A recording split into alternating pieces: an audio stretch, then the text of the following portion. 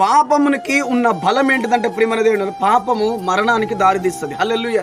పాపం అంటే మనం ఏదో అనుకోవద్దు. అబద్ధాలు, దొంగతనం, నరహత్య, వ్యభిచారం, సినిమాలు చూడటం, సీరియల్ చూడటం, హృదయంలో పాపం ఉంచుకోవడం, త్రాగటం, దొంగతనాలు, కొట్లాటలు, ఇట్లాంటివన్నీ పాపం.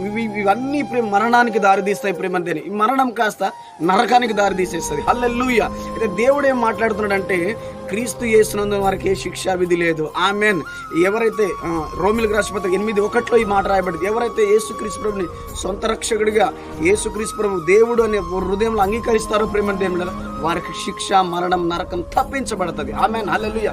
ఈ గొప్ప శుభవార్తను అంగీకరించి ప్రేమ దేవుడు, నీలో మరణం ఓడిపోవాలి, నీలో నరకం ఓడిపోవాలి, నీలో శాపం ఓడిపోవాలంటే యేసు రక్షకుడిని అంగీకరించు. యేసే వచ్చిందే నీ కొరకు, నా కొరకు, సమస్త మానవాళ్ళందరి పాపాన్ని మోసుకోవడానికి వచ్చాడు ప్రియమైన దేవుడు. నువ్వు శిక్ష నుండి తప్పించబడదువుగాక. ఆమేన్. What is